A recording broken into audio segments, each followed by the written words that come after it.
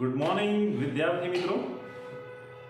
પ્રકરણ 2 દ્રાવણોમાં છેલ્લા લેક્ચરમાં આપણે સુયોજન અને વિયોજનનો અભ્યાસ કર્યો તો આજે સુયોજન અંશ અને વિયોજન અંશ આધારિત સૂત્રો અને એના દાખલાઓ જોઈશું. સૌથી પહેલા વાત કરીએ આપણે કે વિયોજન અંશ કોને કહેવાય. તો વિયોજન અંશ એને સમજીએ.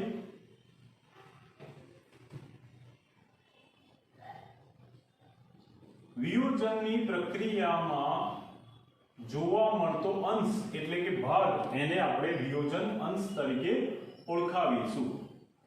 જેને વ્યાખ્યાયિત કરી શકાય કે જ્યારે દ્રાવણમાં દ્રાવ્ય ઉમેરીએ ત્યારે દ્રાવ્યનો જેટલો જથ્થો વિયોજન પામે છે એ જથ્થાને વિયોજન અંશ કહે છે. આમ આપેલા જથ્થામાંથી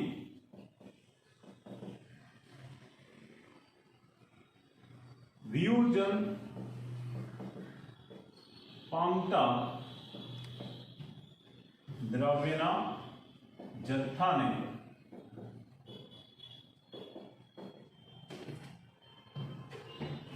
વિયોજન અંશ કહે છે. વિયોજન અંશ એને દર્શાવવા માટે આલ્ફા સંજ્ઞા ઉપયોગ કરવામાં આવે છે.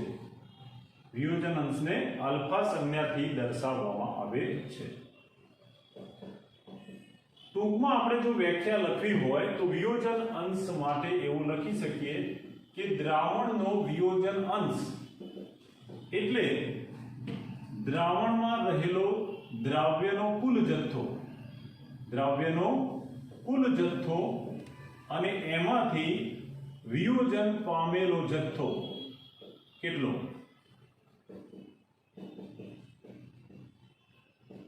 કુલ જથ્થામાંથી વિયોજન પામેલા જથ્થાનું મૂલ્ય ગુણોત્તર, કુલ જથ્થાની સાપેક્ષે વિયોજન પામતો જથ્થો એનો ગુણોત્તર એનો વિયોજન અંશ આલ્ફા દર્શાવે છે. વિયોજન અંશ ગણવા માટે એક સૂત્ર આપણે મેળવીશું જે દાખલાઓ માટે યાદ રાખવાનું રહેશે. તો સૂત્ર યાદ રાખવાનું, વિયોજન અંશ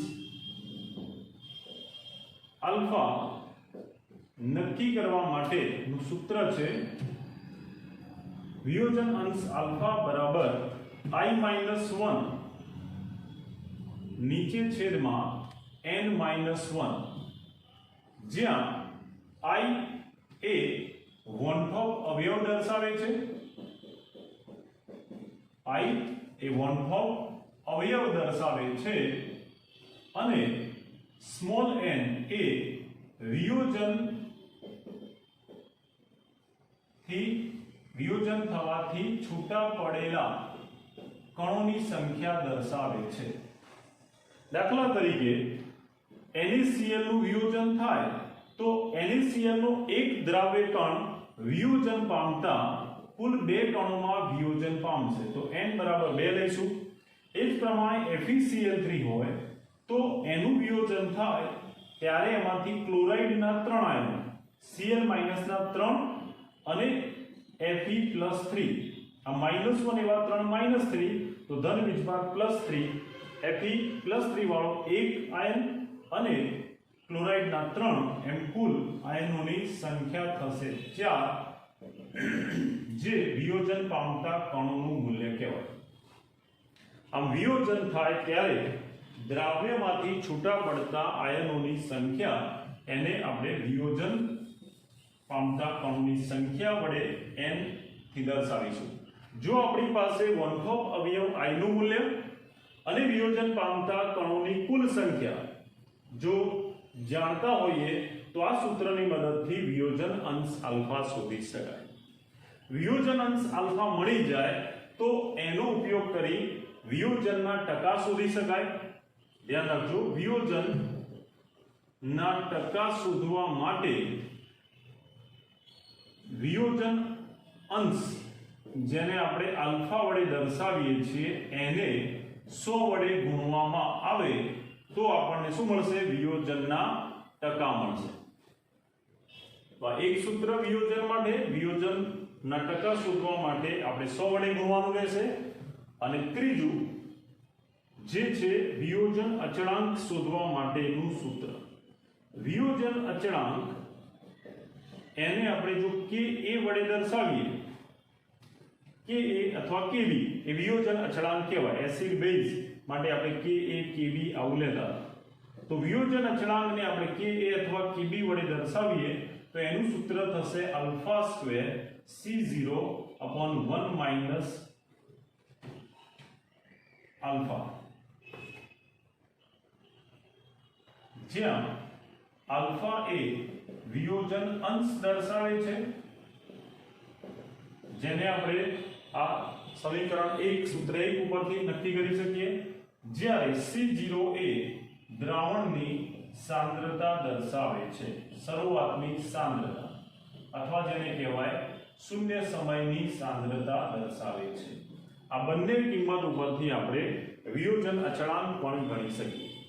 તો વિયોજન અંશ, વિયોજનના ટકા અને વિયોજન અચળાંક શોધવા માટે સૂત્ર 1, 2 અને 3 તમારે યાદ રાખવાના રહેશે. હવે વાત કરીએ આપણે બીજા ટોપિક સુયોજન અંશ વિશેની. સુયોજન અંશ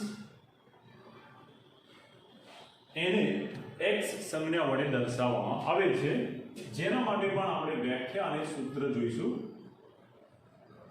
સુયોજન અંશ એ પણ સુયોજન પામતો અંશ એટલે કે ભાગ દર્શાવે છે, જેને x સંજ્ઞા વડે દર્શાવવામાં આવે છે. વિયોજન અંશને આલ્ફા વડે દર્શાવવામાં આવે, સુયોજન અંશને x સંજ્ઞા વડે દર્શાવવામાં આવે છે. જેની વ્યાખ્યા આપવી હોય તો આ રીતે આપી શકાય કે દ્રાવણમાં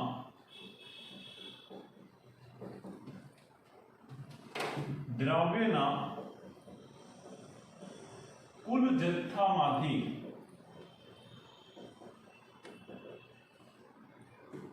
સુયોજન પામેલા જથ્થાને દ્રાવણનો સુયોજન અંશ કહે છે.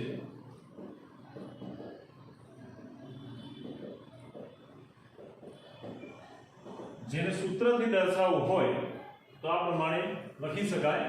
સુયોજન અંશ એ દ્રાવણમાં રહેલા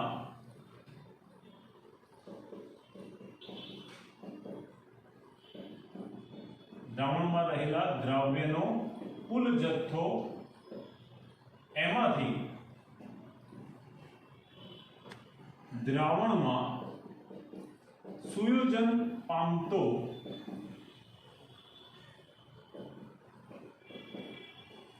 દ્રવ્યનો જથ્થો એનો ગુણોત્તર દર્શાવે છે. સુયોજન પામેલો જથ્થો કુલ જથ્થાની સાપેક્ષે કેટલો છે એ ગુણોત્તરનું મૂલ્ય એટલે સુયોજન અંશ x દર્શાવે છે. જો આપણી પાસે વોન્થોપ અવયવ I અને સુયોજન પામતા કણોની સંખ્યાનું મૂલ્ય હોય તો સુયોજન અંશને શોધી શકાય આ સૂત્રની મદદથી. તો દાખલાઓ માટે યાદ રાખવાનું સૂત્ર સુયોજન અંશ x is equal to સુયોજન અંશ x is equal to 1 minus I into n upon n minus 1.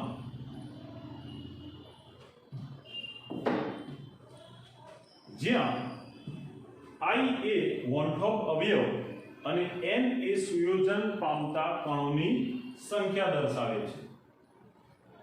જ્યાં I એ વોન્થોપ અવયવનું મૂલ્ય દર્શાવે છે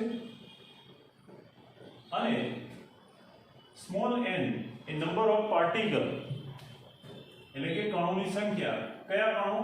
સુયોજન પામતા કણોની સંખ્યા દર્શાવે છે, જેને નંબર ઉપરથી n વડે દર્શાવી શકાય. આમ I અને n ની કિંમત મૂકી સાદુરૂપ આપતા સુયોજન અંશ x શોધી શકાય.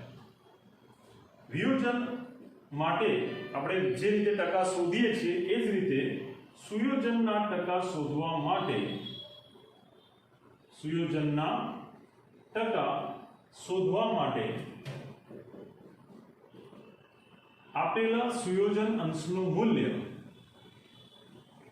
સુયોજન અંશ x એને 100 વડે ગુણવામાં આવે તો સુયોજન અંશના ટકા મેળવી શકાય. બરાબર. આમ સુયોજન અંશના મૂલ્યને 100 એ ગુણવાથી સુયોજન અંશનું મૂલ્ય ઉપરથી સુયોજનના ટકા મેળવી શકાય છે. તો દાખલા માટે આ બે સૂત્રો પણ તમારે યાદ રાખવાના રહેશે. એના ઉપર આધારિત આપણે દાખલાઓ જોઈશું. હવે એક એક્ઝામ્પલ જોઈએ આપણે. સૌથી પહેલા રકમમાં આપેલી કિંમતોને લખીશું. તો અહીંયા આપેલી રકમ પ્રમાણે કિંમતો લખી દઈએ. 25 ગ્રામ બેન્ઝીનમાં ઓગાળેલો 2 ગ્રામ બેન્ઝોઇક એસિડ. બેન્ઝીનનું વજન વધારે છે માટે એ દ્રાવક બનશે. એને આપણે W1 વડે દર્શાવીશું. દ્રાવક કોણ છે? બેન્ઝીન, જેનું વજન છે W1 બરાબર 25 ગ્રામ. ત્યાર પછી એમાં 2 ગ્રામ બેન્ઝોઇક એસિડ ઓગાળેલો છે. બેન્ઝોઇક એસિડ એ દ્રાવ્ય છે. દ્રાવ્ય બેન્ઝોઇક એસિડ એનું વજન, દ્રાવ્યનું વજન W2 તરીકે લખીશું, જે આપેલું છે 2 ગ્રામ. આ સિવાય બેન્ઝોઇક એસિડના અણુ સૂત્ર પરથી અણુભાર આપણે ગણી શકીએ. જે અણુભારનું મૂલ્ય કાર્બન 12 6 72 અને 5 77 અને 1 78 પ્લસ 12 કાર્બનનો પરમાણુ ભાર અને ઓક્સિજનના બે પરમાણુ 16 દુ 32 એમ 78 ને 12 એટલે આ સરવાળો થશે 90 પ્લસ 32 ઇઝ ઇક્વલ ટુ 122. આમ અણુભારનું મૂલ્ય થશે 122 ગ્રામ પ્રતિ મોલ. તો દ્રાવ્ય બેન્ઝોઇક એસિડનો અણુભાર પણ લખી દઈએ, જે કેટલો મળશે ગણતરીથી 122 ગ્રામ પ્રતિ મોલ. જો આ દ્રાવણ બનાવતા 1.62 કેલ્વિન ઠાર બિંદુ અવનયન દર્શાવે, એટલે કે ઠાર બિંદુમાં થતો ઘટાડો. ઠાર બિંદુ અવનયન એટલે કે ઠાર બિંદુનો ઘટાડો, જેને આપણે ડેલ્ટા TF વડે દર્શાવીએ, એ ઘટાડો કેટલો થાય છે? 1.62 કેલ્વિન. અને બેન્ઝીન દ્રાવક માટે, દ્રાવક બેન્ઝીન માટે KF નું મૂલ્ય જો 4.9 કેલ્વિન કિલોગ્રામ પ્રતિ મોલ હોય તથા સુયોજન દ્વિઅણુક છે. ધ્યાન આપજો બરાબર. સુયોજન દ્વિઅણુક છે એનો મતલબ કે બે અણુઓ એસિડના એકબીજા સાથે જોડાય છે, માટે અહીંયા સુયોજન દ્વિઅણુક છે એનો મતલબ n નું મૂલ્ય, કણોની સંખ્યા n બરાબર 2 થશે. કારણ કે સુયોજન દ્વિઅણુક છે માટે. ત્રિઅણુક હોય તો n બરાબર 3 લેવો. અને શોધવાનું છે આપણે કેટલા ટકા સુયોજન થશે, એટલે કે સુયોજનના ટકા શોધવાના છે. સુયોજનના ટકા શોધવાના છે. બરાબર. તો હવે આપણે આપેલી કિંમતો લખ્યા બાદ ગણતરી ક્યાંથી કરીશું, શરૂઆત એની વાત કરીએ. તો સૌથી પહેલા સુયોજનના ટકા શોધવા માટેનું સૂત્ર શું હતું? તો સુયોજનના ટકા બરાબર હતું સુયોજન અંશ ગુણ્યા 100. એટલે સુયોજનના ટકા શોધવા માટે આપણે સુયોજન અંશ x ની કિંમત શોધવી પડશે. તો સુયોજન અંશ x શોધવા માટે વનઠોક અવયવ I અને n નું મૂલ્ય જોઈએ. કણોની સંખ્યા n બરાબર 2 એ તો આપણને અહીંયા મળે છે, પરંતુ બીજું આ સિવાય આપણે જરૂર પડશે કોની? વનઠોક અવયવ I ની. તો વનઠોક અવયવ I શોધી શકાય એ માટે તમને અહીંયા આ કિંમતો આપેલી છે. ઠાર બિંદુ અવનયન આપેલું છે, એનું સૂત્ર યાદ કરો. એમાં વનઠોક અવયવ I આપણે મૂકતા હતા ત્યારે આ પ્રમાણે એને લખી શકાય ઠાર બિંદુ અવનયન ડેલ્ટા TF બરાબર KF ઇન્ટુ M, જ્યાં મોલાલિટી એટલે કે મોલ દર્શાવતા પદ એની આગળ આપણે વોન-ઓફ અવયવ I મૂકીએ છીએ. અહીંયા મોલાલિટી નથી આપી તો એનું સૂત્ર વજન અણુભાર વાળું આપણે મૂકી અને સૌથી પહેલા આ વોન-ઓફ અવયવ I શોધીશું. બરાબર? તો અહીંયા સૂત્ર પ્રમાણે ઠાર બિંદુ અવનયનનું હતું ડેલ્ટા TF બરાબર I ઇન્ટુ KF. મોલાલિટી માટે આપણે મૂકતા હતા W2 ગુણ્યા 1000 છેદમાં M2 અને દ્રાવકનું વજન W1. પરંતુ આપણે શું જોઈશે? વોન-ઓફ અવયવ I. તો એને કરતા બનાવી દઈએ. વોન-ઓફ અવયવ I ને કરતા બનાવતા વોન-ઓફ અવયવ I બરાબર ડેલ્ટા TF સાથે આ છેદ વાળા પદ ગુણાઈ જશે એટલે M2 અને W1 અંશમાં જશે, જ્યારે I સિવાયના આ ત્રણ પદ ડેલ્ટા TF સાથે ભાગાકારમાં આવતા અહીંયા લખી શકાય KF W2 અને 1000.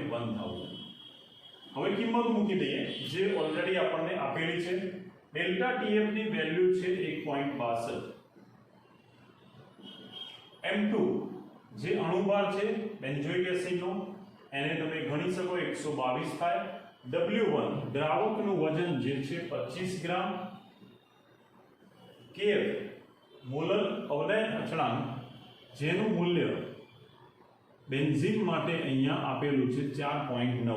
કેટલીક વાર મોલર અવનયન અચળાંક KF નું મૂલ્ય આપેલું હોતું નથી. પાણી માટે તમારે KF અને KB ના મૂલ્યો યાદ રાખવાના, કારણ કે કેટલીક વાર દાખલાઓમાં પાણી માટે આ વેલ્યુ જે અચળ છે નિશ્ચિત છે એ આપેલી હોતી નથી. તો એ યાદ રાખવાની, જેથી કરીને રકમમાં ના આપેલું હોય તો પણ તમે ગણતરી કરી શકો.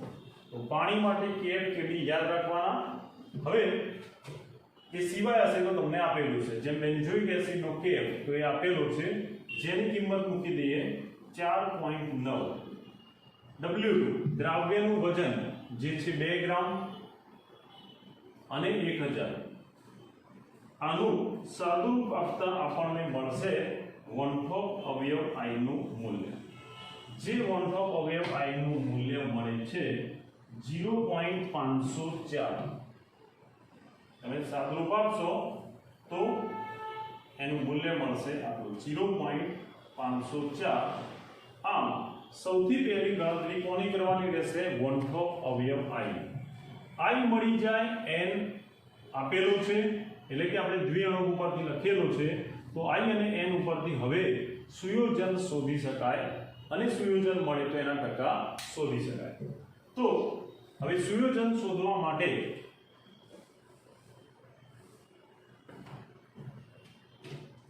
સ્ટેપ નંબર 2 સુયોજન શોધીએ. આ સૌથી પહેલી ગણતરી કરી હતી આપણે વોન-ઓફ અવયવ I ની. હવે આપણે શોધીએ સુયોજન ના ટકા. સુયોજન અંશ x એનું સૂત્ર શું હતું યાદ કરો. સુયોજન અંશ x નું સૂત્ર હતું 1 - I into n/n - 1. આ સૂત્ર માટે જરૂરી બંને કિંમતો આપણી પાસે છે જેને મૂકી દઈએ. 1 - I બરાબર છે 0.504. n ની વેલ્યુ જે છે 2 નીચે છેદમાં 2 - 1 એટલે આ થઈ જશે 1. આમ સાદુરૂપ આપીએ તો 1 માંથી આ કિંમત બાદ કરીએ એટલે અહીંયા 6 9 અને 4 0.496 બાકી રહેશે. ઓકે, અહીંયા 2 વડે આ 2/1 તો 2 વડે એને ગુણીશું એટલે આપણને સુયોજન અંશની કિંમત મળશે. સુયોજન અંશ x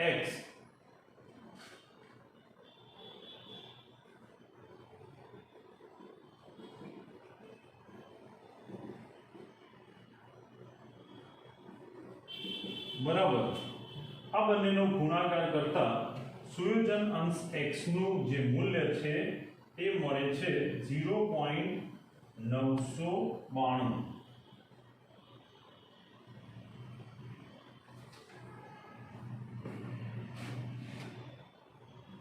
આ શું મળ્યું? સુયોજન અંશ મળ્યો। પણ આપણે શોધવાનું શું છે? સુયોજનના ટકા। તો સુયોજન અંશની આ જે કિંમત મળી એના પરથી હવે સુયોજનના ટકા શોધવા માટે એને 100 એ ગુણવાનું રહેશે। તો સુયોજનના ટકા બરાબર સુયોજન અંશ x ગુણ્યા 100। ટકા માટે કેટલા ગુણવું પડશે? સુયોજન અંશના મૂલ્યને 100 એ ગુણવાનું રહેશે। તો સુયોજન અંશનું મૂલ્ય હતું 0.992 અને એને 100 વડે ગુણતા એનું મૂલ્ય ટકામાં 2 દશાંશ સ્થળ અહીંયા ખસતા મળશે 99.2%। તો સુયોજનના ટકા આ પ્રમાણે મળે છે 99.2। તો આ થશે આપણો અંતિમ જવાબ। ઓકે, તો આ પ્રમાણે ખૂબ સહેલા દાખલા છે પણ લાંબા દાખલા છે। તો પ્રેક્ટિસ કરવાની એ સૌથી પહેલા શરૂઆત ક્યાંથી કરીશું અને સૂત્ર યાદ રાખવાનું। હવે વિયોજન પર આધારિત એક બીજો એક્ઝામ્પલ જોઈએ। અહીંયા આપેલી રકમની કિંમતો પહેલા લખી દઈએ। અહીંયા આપેલા મૂલ્યો આ પ્રમાણે છે। 1.06 ગ્રામ પ્રતિ મિલી ઘનતા ધરાવતું 0.6 મિલી એસિટિક એસિડનું 1 લિટર પાણીમાં જ્યારે ઓગાળવામાં આવે આટલી ઘનતા ધરાવતો એસિટિક એસિડને પાણીમાં ઓગાળેલું છે। તો આ આપેલું છે આટલી ઘનતા ધરાવતો એસિટિક એસિડ। તો અહીંયા એસિટિક એસિડ એ દ્રાવ્ય છે। દ્રાવ્ય એસિટિક એસિડ માટે ઘનતાનું મૂલ્ય આપેલું છે। ડેન્સિટી પરથી આપણે એને d વડે દર્શાવીએ જે આપેલું છે 1.06 ગ્રામ પ્રતિ મિલી। એસિટિક એસિડનું કદ આપેલું છે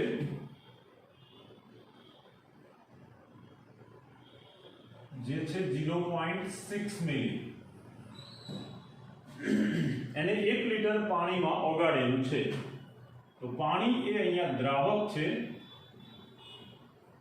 દ્રાવક પાણી એનું 1 લિટર કદ આપેલું છે।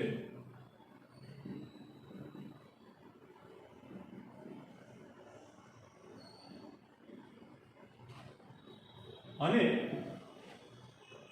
દ્રાવણ બનાવવામાં આવે ત્યારે ઠાર બિંદુ અવનયન એટલે કે ઠાર બિંદુમાં થતો ઘટાડો ડેલ્ટા TF એ છે 0.0205 અંશ સેલ્સિયસ। તો વોનફોક અવયવ અને એસિડનો વિયોજન અચળાંક શોધો। એટલે આપણે શોધવાનું છે વોનફોક અવયવ I અને સાથે સાથે એસિડિક એસિડનો વિયોજન અચળાંક કે એ શોધીશું। બરાબર, એસિડિક એસિડ છે એટલે આપણે વિયોજન અચળાંકને એસિડ માટે કે એ વડે દર્શાવીશું। તો આ બે કિંમત આપણે શોધવાની છે વોનફોક અવયવ અને કે એ। ચલો હવે સૌથી પહેલા આપણે ક્યાંથી શરૂઆત કરીશું? તો સૌથી પહેલા તો વોનફોક અવયવ I શોધવાનો છે એટલે I નું સૂત્ર મૂકીશું। કયું સૂત્ર? તો ઠાર બિંદુ અવનયન વાળું સૂત્ર મૂકીશું। એની કિંમત આપેલી છે માટે।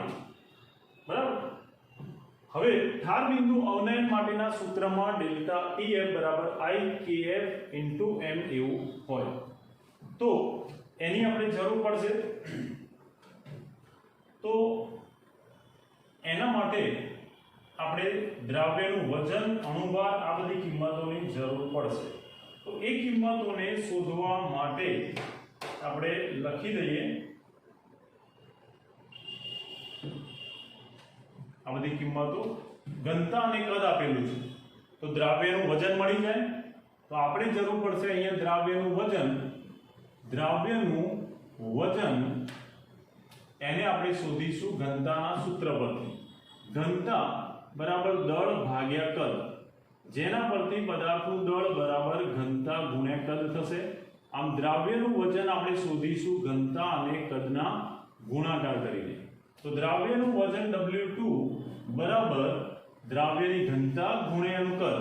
તો ઘનતા કેટલી આપેલી છે? તો ઘનતા છે 1.06 અને એનું કદ છે 0.6 ml.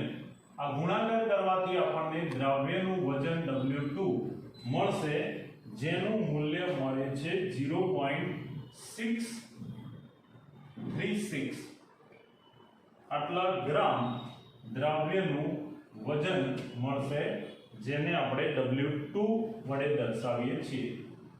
તો આ ઘનતા અને કદ ઉપરથી દ્રાવ્યનું વજન મેળવી લીધું. બીજું, દ્રાવકનું પણ વજન જોઈશે મોલાલિટીમાં આની અંદર. તો દ્રાવકનું વજન શોધવા માટે દ્રાવક તરીકે પાણી છે જેનું કદ 1 લિટર એટલે કે 1000 મિલી થાય. હવે પાણીની ઘનતા 1 હોવાથી એનું કદ જે મિલીમાં છે એટલું જ એનું વજન ગ્રામમાં થાય. તો પાણીની ઘનતા 1 હોવાથી 1 ગ્રામ પ્રતિ મિલી હોવાથી પાણીનું વજન, દ્રાવકનું વજન W1 1000 ml એટલે કે 1000 ગ્રામ થશે. તો આ રીતે પાણીનું વજન લઈશું આપણે 1000 ગ્રામ ઘનતા 1 હોવાથી.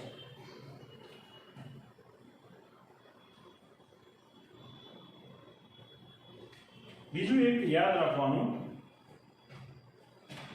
કે ઘણી વખતે જ્યારે દ્રાવક પાણી આપેલું હોય ત્યારે જરૂરી મોલર અવનયન અચળાંક Kf આપેલો હોતો નથી. તો એ આપણે યાદ રાખવું પડશે. પાણી દ્રાવક તરીકે હોય ત્યારે દ્રાવક જો પાણી હોય તો એના માટે Kf નું મૂલ્ય યાદ રાખવાનું, રકમમાં ના આપેલું હોય તો જે થશે 1.86 કેલ્વિન કિલોગ્રામ મોલ ઇન્વર્સ. તો આ વેલ્યુ તમારે યાદ રાખવાની રહેશે. ઘણા બધા દાખલાઓમાં Kf ની કિંમત આપેલી હોતી નથી, એટલા માટે આને યાદ રાખવું. યાદ રાખજો, બરાબર? પછી એવું ના થાય કે રકમમાં ભૂલ હતી. તો Kf ની કિંમત આ પ્રમાણે યાદ રાખવાની. હવે આપણે વનઠોક અવયવ I ની ગણતરી કરીએ છીએ. તો વનઠોક અવયવ I ની ગણતરી કરવા માટે સૂત્ર મૂકી દઈએ.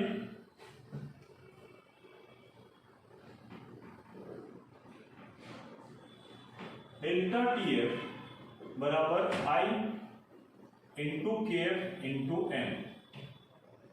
આ સૂત્ર ડેલ્ટા TF બરાબર I Kf into molarity m બરાબર દ્રાવ્યનું વજન ગુણ્યા 1000 છેદમાં અણુભાર દ્રાવકનું વજન. આપણે શોધવાનું છે વનઠોક અવયવ I. તો એને કરતા બનાવીશું અને બાકીના પદ ડાબી બાજુ લઈ જતા વનઠોક અવયવ I બરાબર થશે ડેલ્ટા TF, એની સાથે આ ગુણાકારમાં જશે m2 અને w1 જે છેદમાં હતા, જે અંશમાં હતા I સાથે ગુણાકારમાં એ છેદમાં આવશે kf w2 અને 1000. કિંમતો મૂકીને સાદુરૂપ આપીએ. ડેલ્ટા TF જેનું મૂલ્ય ઠાર બિંદુ અવનયન અહીંયા આપેલું છે 0.0205. અંશ સેલ્સિયસ લો, કેલ્વિન લો, ફેરફાર હંમેશા એક સરખો જ હોય, બરાબર? એટલે ફેરફારનું મૂલ્ય સેલ્સિયસમાં અને કેલ્વિનમાં સરખું જ હોય, એકમ બદલવાની જરૂર નથી. m2 એ દ્રાવ્યનો અણુભાર છે. એસિડિક એસિડ એને દ્રાવ્ય તરીકે લઈએ આપણે ત્યારે એનો અણુભાર ગણી દઈએ. દ્રાવ્ય એસિટિક એસિડનું સૂત્ર થશે આવું CH3COOH. જેમાં 2 કાર્બન છે માટે 2 કાર્બન 4 હાઇડ્રોજન અને 2 ઓક્સિજન પરથી એનો અણુભાર જો ગણીએ તો કાર્બન 12 × 24, હાઇડ્રોજન 1, ઓક્સિજન 16, એટલે આ થશે 12 × 24 અને 4 અને આ 32, 24 ને 4 28 ને 2 30 ને 30 60 ગ્રામ પ્રતિ મોલ એસિટિક એસિડનો અણુભાર થશે। તો એસિટિક એસિડ એનો અણુભાર તમે સૂત્ર પરથી શોધી શકો, જે મળે છે 60।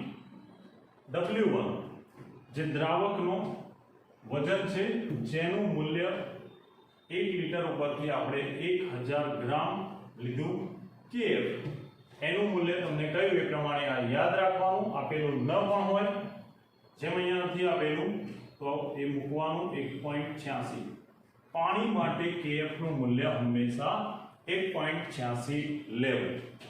W2 જે દ્રાવ્યનું વજન છે એ વજન આપણે શોધ્યું હતું 0.636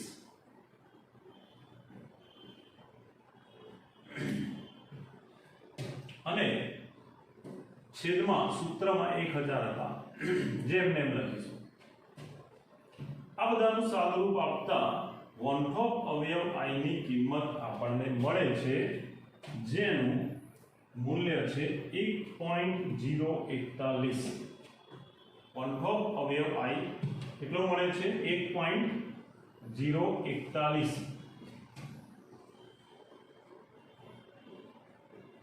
વન-ટોપ અવયવ I ની કિંમત મળી જાય એના પછી આપણે વિયોજન અચળાંક કે એ શોધવાનો છે। વિયોજન અચળાંકનું સૂત્ર α²c/α, એના ઉપરથી આપણે શોધી શકીએ। બીજી પણ એક રીત છે જેમાં વિયોજનની પ્રક્રિયા લખી અને તમે સંતુલન મોલ અને શરૂઆતના મોલનો ગુણોત્તર શોધીને પણ નક્કી કરી શકો। તો અહીંયા આપણે સાંદ્રતા ગણી લઈએ। હવે વિયોજન અચળાંક શોધવા માટે આપણે સૂત્ર મૂકી દઈએ વિયોજન અંશનું। વિયોજન અંશ આલ્ફા, જેનું સૂત્ર આ પ્રમાણે હતું I-1/n-1। ધ્યાન આપજો બરાબર। I વન-ટોપ અવયવ એની કિંમત તો ઓલરેડી આપણને મળી ગઈ, જે કેટલી મળે છે? તો I ની કિંમત 1.041। આ 1.041 માંથી 1 બાદ કરીશું, નીચે n નું મૂલ્ય, તો n એ એસિટિક એસિડ માટે કેટલો મળશે? તો એસિટિક એસિડ એનું જ્યારે વિયોજન થાય ત્યારે એમાંથી એક H+ આયન છૂટો પડશે અને એક એસિટેટ આયન છૂટો પડશે। આમ એનું વિયોજન થતા એમાંથી કુલ 2 કણો છૂટા પડે છે, માટે વિયોજનથી છૂટા પડતા કણોની સંખ્યા n = 2 લઈશું। તો અહીંયા n = 2 મૂકીએ, 2 - 1 લખીશું। આ બંનેનો તફાવત જે થશે 0.41 અને છેદમાં આવશે 1, એટલે કે વિયોજન અંશ આલ્ફાનું મૂલ્ય આપણને મળે છે 0.041। 0.041। તો આ થશે વિયોજન અંશ આલ્ફા ની કિંમત।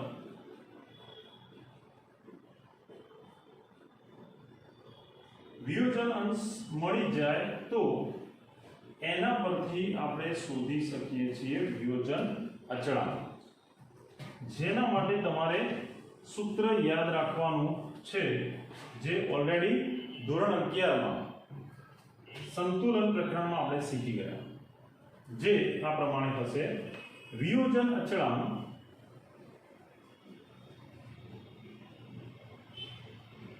કે એ હોય તો એનું સૂત્ર આ પ્રમાણે થશે વિયોજન અચળાંક કે એ બરાબર α²c/1 - α। જે સૂત્ર અનુસાર આપણે કિંમત મૂકીએ જ્યાં C એ દ્રાવણની સાંદ્રતા દર્શાવે છે, શરૂઆતની સાંદ્રતા જેને C0 પણ લખી શકાય, જે મળશે આ મોલાલિટીનું મૂલ્ય જે તમે આ સાદુરૂપ આપવાથી મેળવી શકાય. મોલાલિટીનું આ સૂત્ર ઉપરથી તમે મૂલ્ય મેળવશો તો એ મોલાલિટીનું મૂલ્ય મોલાલિટી એ જ અહીંયા સાંદ્રતા C0 તરીકે લઈશું.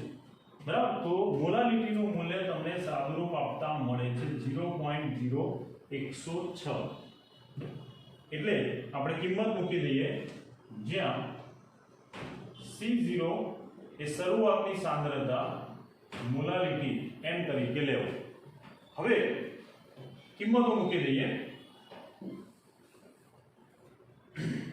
આલ્ફાનું મૂલ્ય જે મળે છે 0.041 એટલે 0.041 નો વર્ગ, સાંદ્રતા C0 બરાબર મોલાલિટી જેનું મૂલ્ય તમે આ સૂત્ર પરથી શોધશો તો એ મૂલ્ય તમને મળશે 0.106 આ મોલાલિટી મળશે.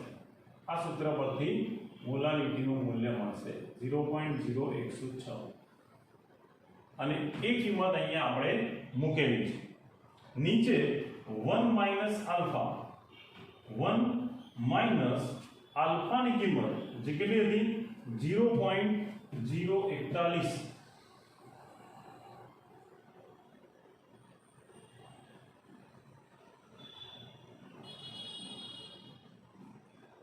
આનું સાદુરૂપ આપીશું તો વિયોજન અચળાંકનું મૂલ્ય આપણને મળશે જેને તમે વૈજ્ઞાનિક પદ્ધતિમાં લખો તો એ કિંમત થશે 1.86 ગુણ્યા 10 ની માઈનસ 5 ઘાત.